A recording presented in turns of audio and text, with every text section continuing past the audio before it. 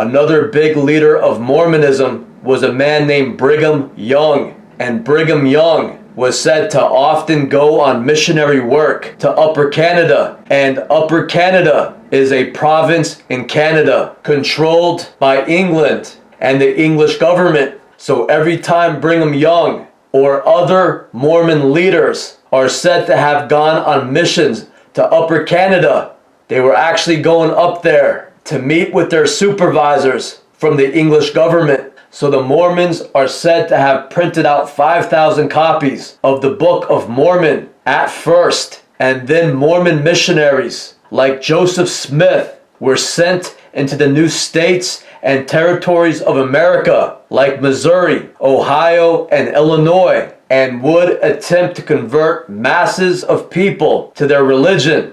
So the first thing that the Mormons did was to buy some land and houses in the different states where they went. That would be their base in the different areas they went into. And then these Mormons would go out into the surrounding communities and tell people about Christian religious information that they had not heard about before. That had all been documented in their new Christian Book of Mormon. So many people were very interested in hearing about new Christian books that were not contained in the Bible. In those times, reading the Bible and listening to the preachers on Sunday was a form of education and entertainment. Of course, they did not have televisions. They did not have radios. So that was it. So many people were interested in hearing that an angel appeared to another Christian prophet and had much more information for him that he should then go tell the world. Another practice of the Mormons was to bring many available young women with them as they went into these new states and developing areas of the U.S. looking to convert people. It is reported that the Mormons converted women from many European countries such as Scandinavia and then brought them to the U.S. My guess is that many of these young women were poor and under the control of the English military or the Roman Catholic Church. So they weren't all exactly just converts to the new Mormon religion. So they brought all these women over to America, and then that would be a contributing factor for these single guys that the Mormon missionaries would approach and convince them to join with the Mormon religion, because the Mormons had a lot of single and available young women. And then it was as simple as the Mormons going up to a single man as missionaries and then introducing them to a couple of pretty young Mormon women who were only looking for Mormon husbands. And men were also told that by joining Mormonism, they could also take more than one wife because the Mormons practiced polygamy.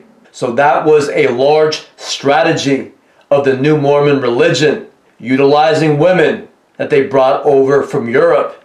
The Mormons also offered their new converts a chance to be shareholders or stockholders in the new Mormon bank. So the Mormons would tell their new converts that if you convert to Mormonism and then sign over your house and farm to the Mormon Corporation, the contract says this: you and your family will be allowed to live there for your entire life. However, the rights of ownership will be transferred to the Mormon Corporation.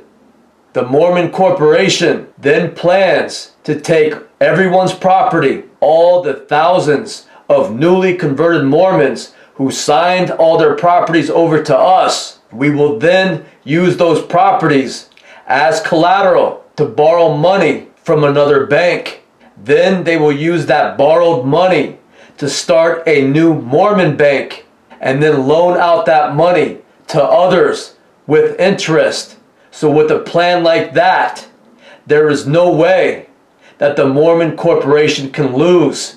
And by joining up and signing over your property to us, you will all be shareholders in the Mormon Corporation. So many people who were very naive or trusting to the Mormons seeing the Mormon missionaries as very wholesome and humble people. These people not only trusted them, converted to Mormonism, but also signed over their houses and farms to the Mormon corporation. So the Mormons got deeds to untold properties, thousands of properties, tens of thousands of properties. However, in these areas where the Mormons went to convert people, some of these locals were a little bit more wise, and when they heard about what the Mormons were doing, they considered it fraud, and they realized that the Mormons were using a new religion and a banking scam to take control of many naive people who thought that the Mormons were some benevolent church organization. The people in those areas who were a little bit more wise or educated about the economy and about government attempted to press charges, seeing what these Mormons were doing. They were essentially taking over thousands of people's private properties as a communist religious corporation, intent on taking over a large portion of the U.S.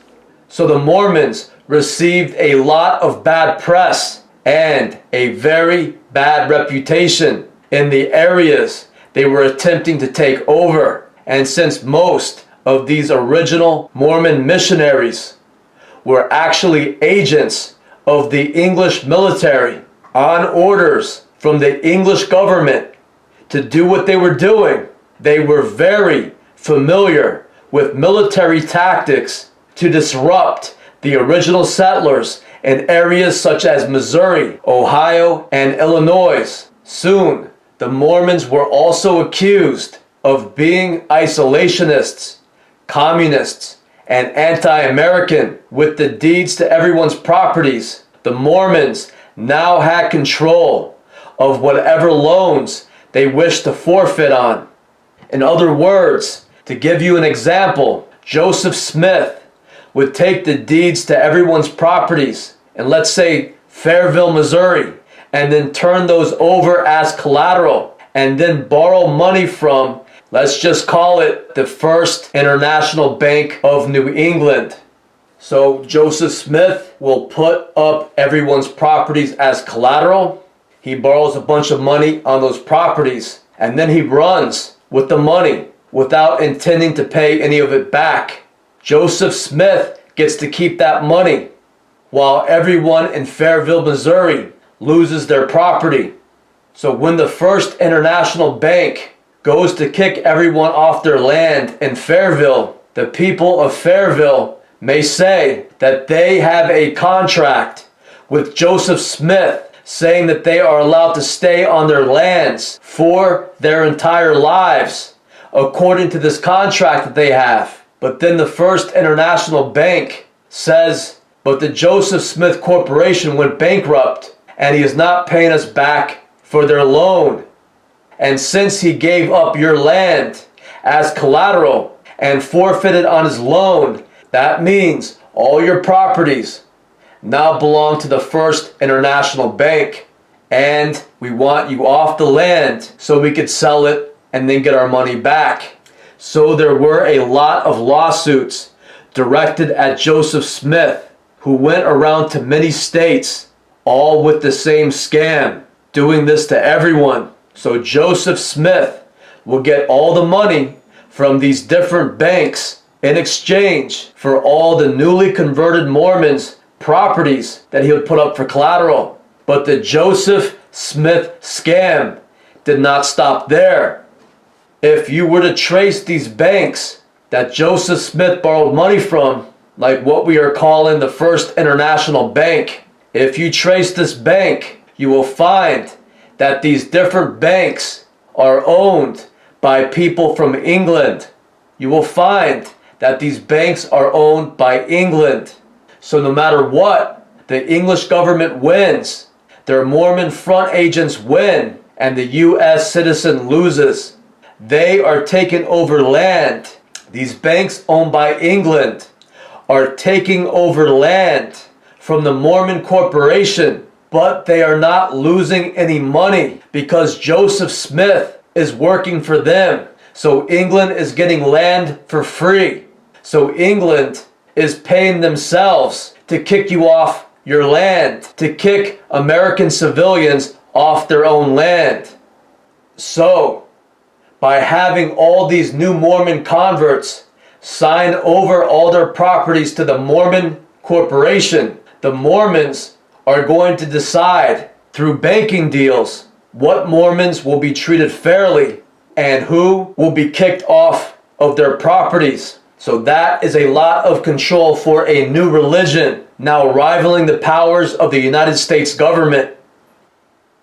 Using religion and banks to sucker Americans into joining them in order to get them to lose everything.